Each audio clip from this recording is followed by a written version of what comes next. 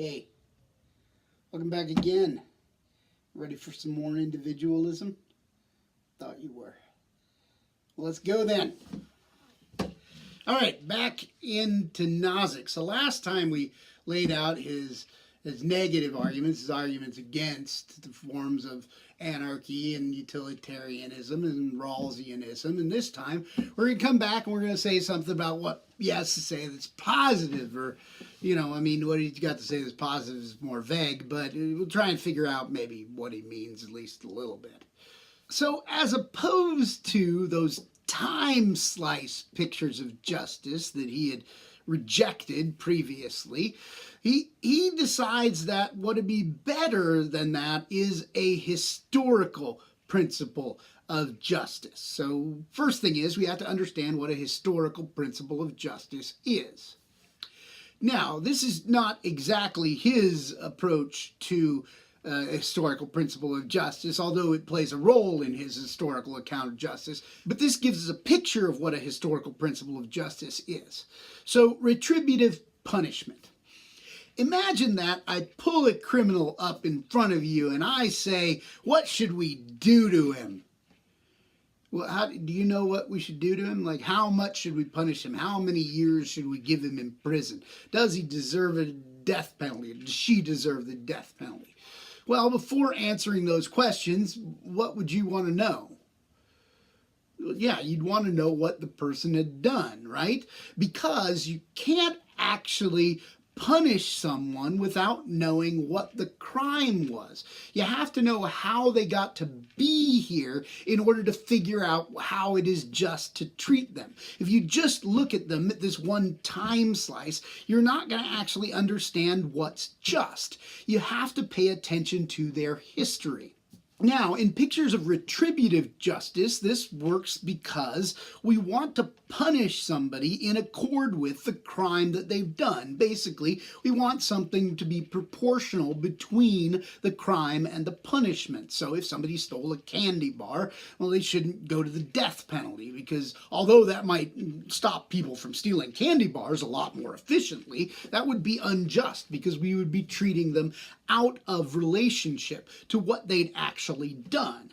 But this gives us the idea of the historical principle of justice, because Nozick thinks that what's just is just only in relation to the series of events that brought it to being that way. We can't tell whether it's just in any time slice without figuring out how we got there. So Nozick's particular historical account of justice is embodied in what he calls the entitlement theory. And entitlement theory, it's interesting because entitlement has since then come to name like things that people expect from the government, like when the government recognizes positive rights for people, like rights to health and food and stuff like that. But that has nothing to do with what Nozick was thinking. I mean, my goodness, he would never want you to think that. Entitlement theory is about what individuals are entitled to. So what property they properly hold, or he calls this their holdings because it's the property that they hold, right? So when are you entitled to the particular holdings that you have? When are you entitled to hold these things? And his entitlement theory can be put in a fairly straightforward way. So, you are entitled to your holdings if you have 1. Acquired them justly, 2.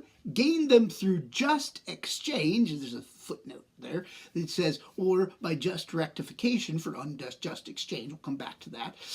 And then 3, through some combination of 1 and 2. Well, this makes sense. So if you've acquired something justly, then you've taken it from its natural state as a natural good, and made it your property. And here we're going to have to think back to Locke and pulling down apples and such.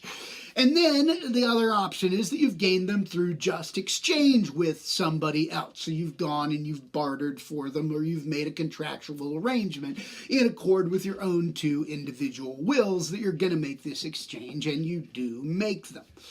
Now, just rectification is going to be to account for times when the exchange doesn't run properly, or I suppose when somebody has not properly acquired something from its natural state. And then these are the only ways really that you can acquire just holdings. In no other way can you do this. Say by a government being established and going out and taxing people. You can't do that. So let's look at the principles of the entitlement theory more closely. What is just acquisition? I mean, we know we have to acquire things justly, but what does this mean? Well, in filling these out, Nozick is not exact. As a matter of fact, he says, well, we need an account of these, but an account of these would be really complicated. And so he kind of bows out from telling you all the details. But he does give us some hints, even if these don't seem entirely consistent with each other. So, for instance, he looks specifically at Locke's theory of acquisition, which is the one kind of developed philosophical theory of acquisition from natural goods to personal property that exists out there, and it's the most popular one. Nozick doesn't seem entirely happy with Locke's account of acquisition, because the metaphor that Locke uses is too vague for him. Remember that Locke says it's when you go out and you mix yourself with the natural goods that they become an extension of yourself and thus become your own property.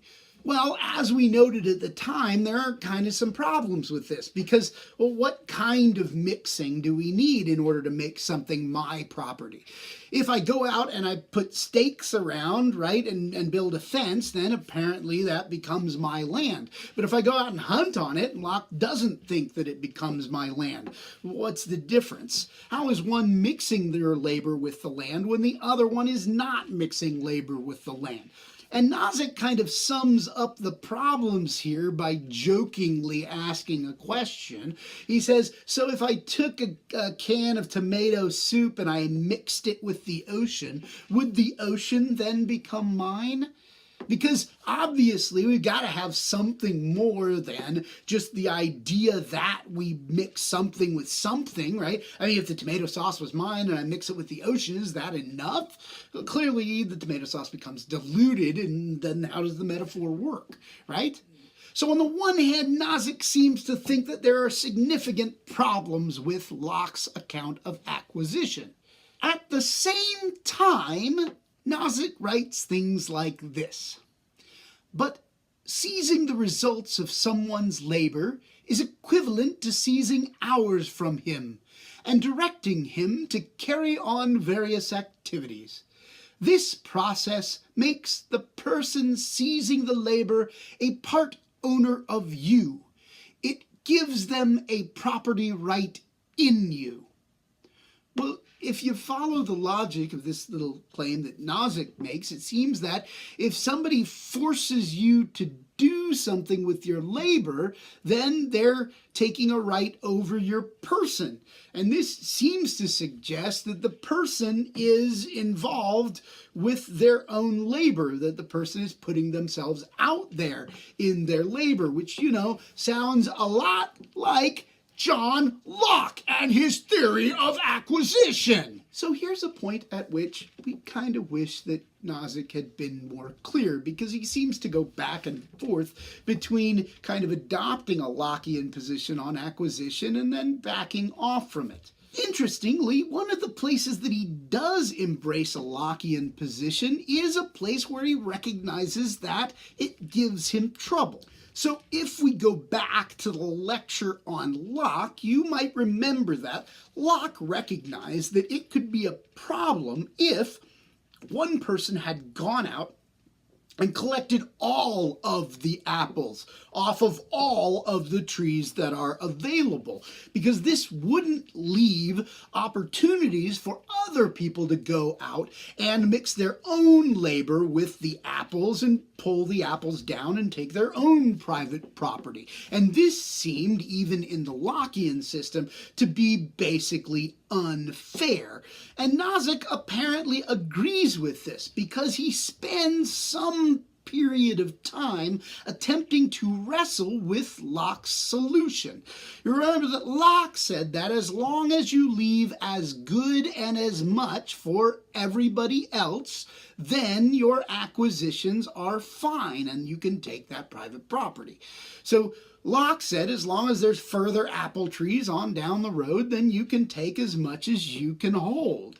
But as we noted, this actually presented a problem as we went on, because regardless of whether it worked for Locke, because there was like the new Americas that you could go to and, take over all that free land that totally did not belong to Native Americans, even if you bought off on that argument, it seemed to create a problem once the land and the goods were in fact all in private hands. Nozick recognizes that actually today we don't have as good and as much left over for other people. So he tried to think about this and how you could solve it, and he came up with a solution, maybe. And his solution was to add this qualification. You don't have to leave as good and as much if your acquired holdings are still of use to those who do not have as good and as much left over for them. So, yeah, problem solved. We're done. That's all you had to do. Oh, I'm sorry. What the heck does that mean? Here, let me look a little bit closer and see if I can tell.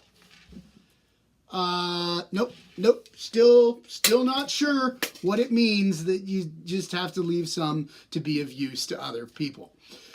So here's a best guess at what he meant by that, and then you can judge as to whether this might get him into further problems. So by of use here, he seems to be employing use in the form of utility. Right? So then we need to rewind back to utilitarianism, and we need to go back and say, okay, so this seems to mean that you don't have to leave as good and as much for other people if the utility is improved for everyone by having your ownership of the goods that are there originally.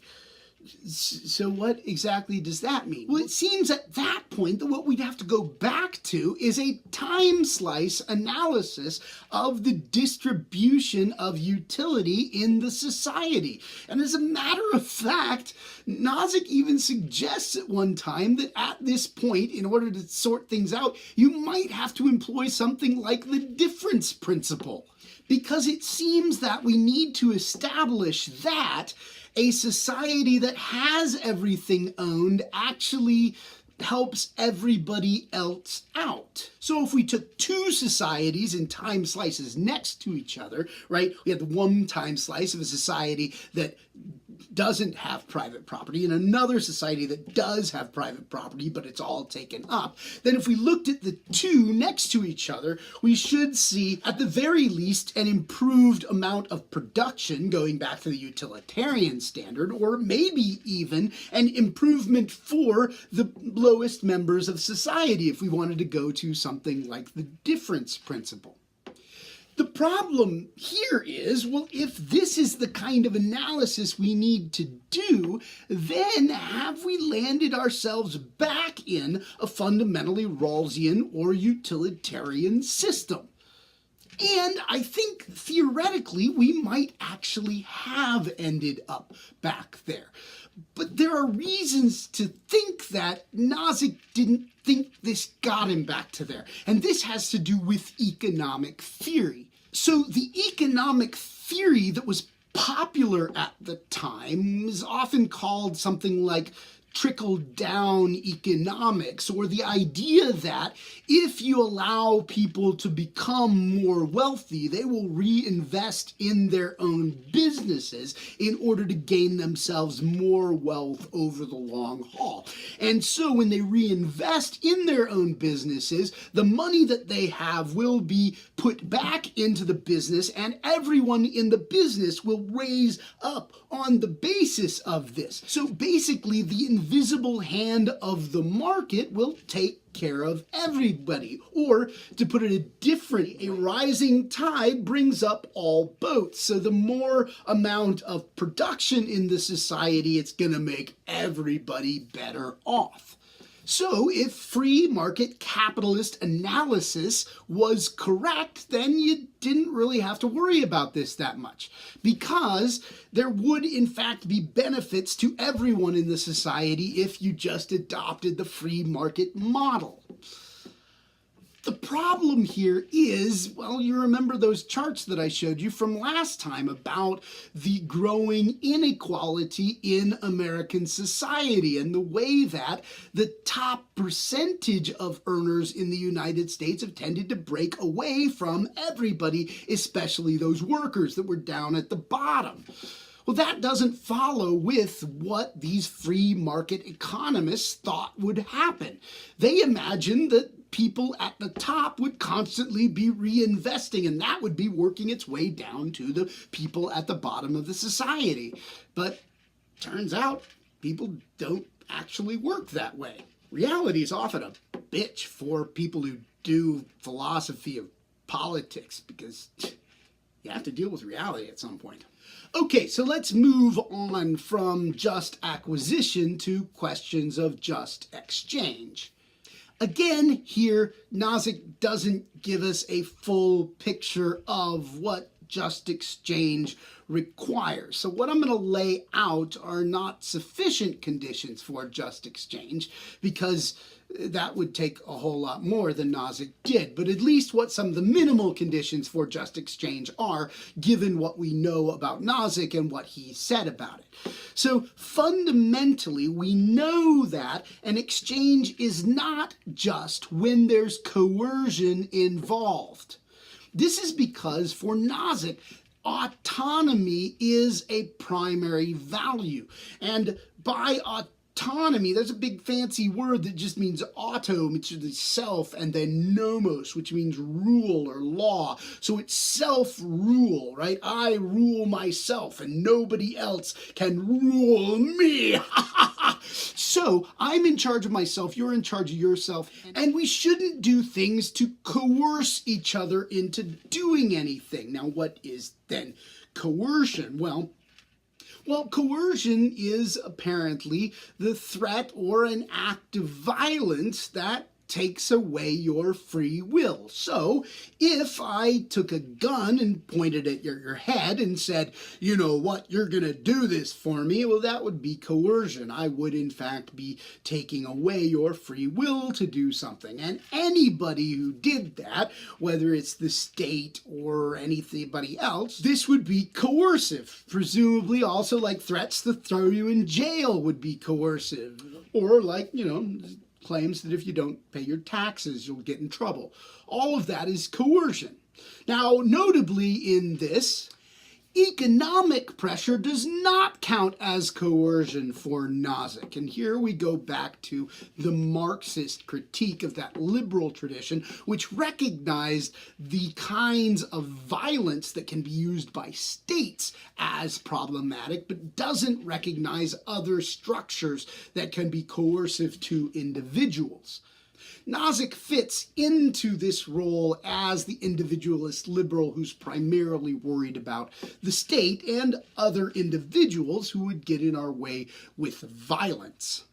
So, at the very least, an exchange that is not made freely by individual people expressing their wills and putting it into a contractual arrangement, that would not be a form of just exchange. If there's coercion involved, not just.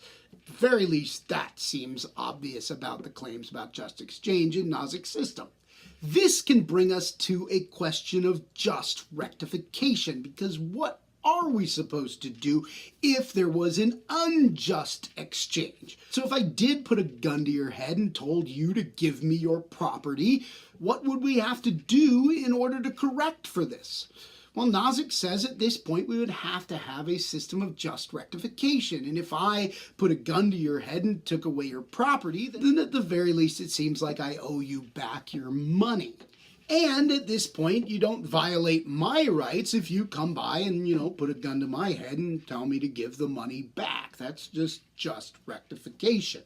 But Nozick goes further than this and says, as a matter of fact, just rectification ought to exist over time and even across multiple generations. So we could imagine that my grandpa put a gun to your grandpa's head or your grandma's head, for goodness sake. It didn't happen, so we don't need to worry about it too much. But put a gun and demanded their property. And now how do we figure out what's due back? Well, Nozick suggests that what we'd have to do is we'd have to try and calculate out what was the overall loss, like what people would have done with that money and how much money it would have made for you today as opposed to how much was actually stolen. And then in order to correct for the situation, the later people should in fact give you the money that is due to your family, right? Because you would have had that property if my grandfather and your grandfather had not been sitting by the fire. And that's just my grandma and your grandma sitting by the fire. Okay, ignore that. Okay, in any case, so we ought to calculate out what the general effect was, how much money that would have been had you had it until today, and that's what I would owe you back. Now, this is, again, interesting, and it actually has some significant ramifications for Nozick's theory of entitlement, because it seems to put him in a position that he would actually argue in favor of reparations for things like slavery. So look back at slavery. I mean, the millions of black people brought into the country and treated as slaves. Were they brought in with their individual rights recognized? Well, absolutely not. They were coerced the entire way. They were at times beaten and traded off as property, and they were allowed to develop none of their own property. They were not allowed to acquire and exchange things as they should have been. This seems like a massive problem.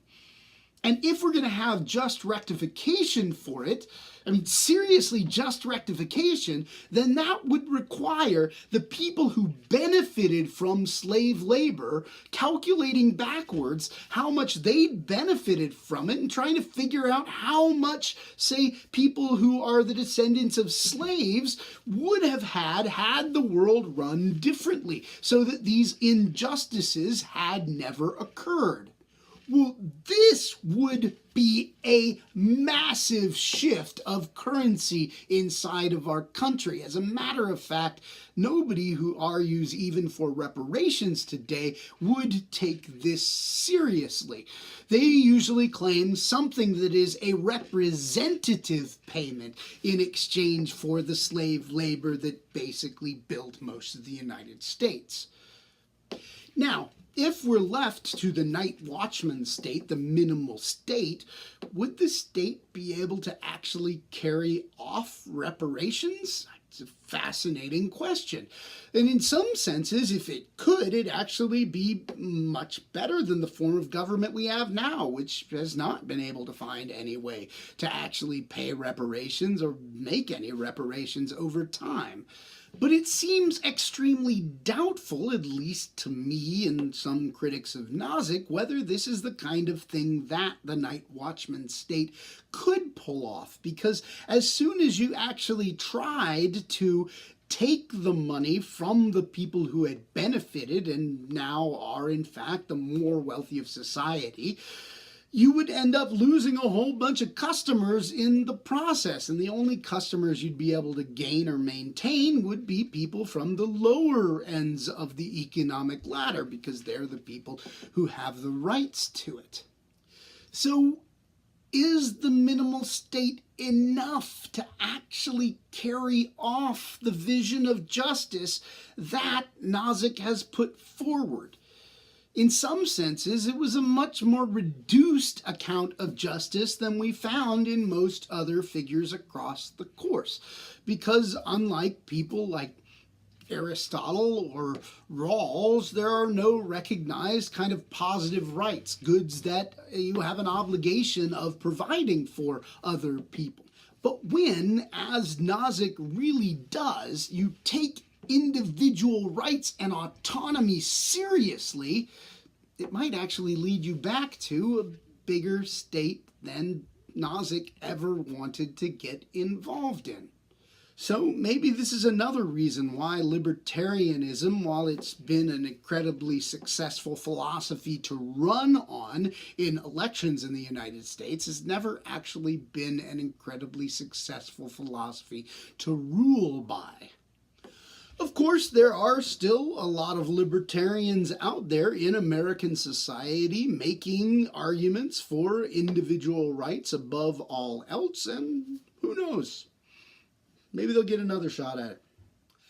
Nozick concludes his book, now having gone through Anarchy State and eventually to Utopia, where he in the third part makes an argument that the minimal state, or something like the minimal state, the framework for the minimal state, would in fact bring about a kind of utopian existence. And here he's actually making the argument that if you had the minimal state, you would have as much of a utopia as some socialists have pictured. So if we go back to Marxism, you recall that there are some Marxists, at least, who believe that once you got rid of private property, you'd be able to have people working on their own in their own creative projects, and that they would produce and fulfill other people's needs, and you wouldn't actually have a need for an overarching government. Well, at this point, Nozick would like to point out that actually there's some overlap here. Because if you could move to the minimal state, he says, everybody would be free to live however the heck they wanted. So if you're a socialist and you get together with another person or a group of people, well, you have to come together with a group of people because it's socialist. You got to have a commune to have, get it going on. But if you came together and you established by contract that all of you were going to hold all of your property in common, well, then you're perfectly allowed to live that way. Because in the libertarian state, there just aren't any rules against it. You can live however you want as long as you do that as a matter of your private community and how you've set it up voluntarily. Everybody will be able to be a participant in whatever voluntary community they want to be a part of. I mean, you could have your own little, Nazi organization. You can make contracts with each other that you're all going to stay white as long as possible, and that you won't get together with anybody else, and maybe even set up your own little walled city where you can be as white as possible together. As long as you're not infringing upon anybody else's rights, it doesn't make any difference. And Nozick is convinced that despite having endorsed a radically individualistic philosophy in order to get us here, he thinks that this would in fact be perfect for social humans who want to go out and establish whatever communities they want to establish.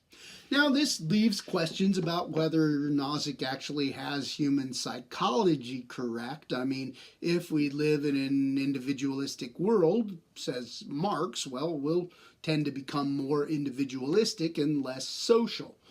Also interesting to ask whether it's just fine to have people who would form their own Nazi community and whether that's okay for them, or in fact, whether that's a kind of morally corrupt way of living that we don't think that people should be involved in. But all of that certainly goes beyond anything Nozick would allow, because Nozick is entirely for individual rights. So basically, whatever you want to pursue is good, and you've got the freedom to pursue it. Okay, let's put Nozick together with some of the themes for our course. So, human nature. Humans are beings with absolute rights to life, liberty, and property. Those are pre-political, pre-contractual, and negative rights. Beyond that, they're free to do whatever they want. If you want to do whatever you want with your life, as long as you aren't violating anybody's rights, go for it. Social or individual. The individual is morally primary. Any social relations that they enter into should be voluntary. People and property. Well, this basically fits under the theory of entitlement. You are entitled to your holdings if you have acquired them justly gain them through just exchange or just rectification, or through some combination of one or two. If there's ever something that falls outside of that in the chain of exchange of holdings, then we'd have to go back and do just rectification in order to set the thing right. Equality or inequality. Individuals are all equal in their rights, but they may sacrifice their rights via contract. I didn't talk about this much, but you can actually give up your rights because your individual will is so strong. If I wanted to become an indentured servant to you for the rest of my life, I could make a contract to do that. Basically sell myself off to slavery. I mean, if you're willing to pay my family $1 million to have me as your slave, we can do that according to Nozick. There just aren't really any limitations. As long as I sign off on it, it's good. Shape of government. The minimal state, which is more like a monopoly holding private security company than what you might think of when you think of the state. The purpose of government, according to Nozick, is to protect the rights of those who have contracted to provide that service. So basically, it's a company, it provides its own customers, and it protects their rights if they've paid up to date. What authorizes leadership? Well, nothing authorizes coercive leadership, that is, unless I've contractually agreed to hand myself over to be your slave. And outside of coercive leadership, what justifies leadership? Well, just whatever the individuals recognize as authorizing leadership. It's up to every individual to figure out who they're going to leave. It's up to every individual to figure out who they're going to follow and why they're going to follow them. But what's important is that you do that entirely voluntarily. Okay, so this brings us to the end of Nozick, which is a relief because I don't really like these and I need to fix my hair in order to look like a civilized member of society again. But in any case, this is in many ways as far as we can get from where we started the course. We started the course with Aristotle and Plato, who thought that justice was a naturally defined order amongst human beings that was hierarchical and that gave everybody the goods that fit with their particular nature. And then we've come to a society where people start out as individuals with absolute rights, separate from each other, no longer social or political beings. There is no one appropriate structure for society, and society should certainly not be hierarchical. And some people take this moral vision incredibly serious. Look up the sovereign self movement for a group of people who refuse to recognize the sovereignty of the American government. And usually if they end up getting pulled over for violating some traffic law, it's not going to end well for anybody because they don't recognize the officer as an actual representative of an authorized state. But where we're going next is a little bit of a different option. In fact, it's something of a callback to the origins of our own class. So we'll talk about Martha Nussbaum, who in interesting ways wants to mix together the liberal tradition with the Aristotelian tradition in order to produce her own, a little bit more robust account of justice. So back with that in the next lecture. I'll see you then.